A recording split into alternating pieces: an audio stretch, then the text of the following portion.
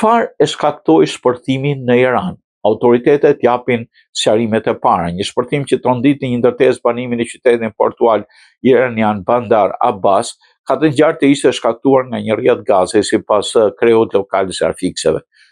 Shefi i zjarfikseve në Bandar Abbas tha se banorët u evakuan nga ndërtesa në zonën e bulevardit Muallem u mbyll. Shkaku fillestar i aksidentit në ndërtesën Bandas ishte një rrjet e gazi.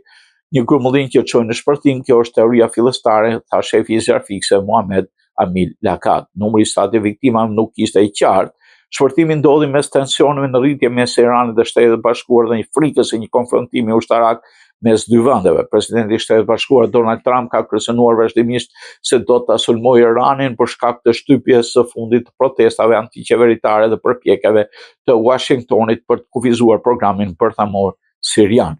Pasi qarkulluan thasheteme në internet rreth shpellësimit në Bandar Abbas, trupat e gardës islamike mohuan nga ndërtesat që përkisin forcave të saj detare të provincës ishin shenjëstruar sipas një deklarate transmetuar nga agjencia e lajmeve Fars.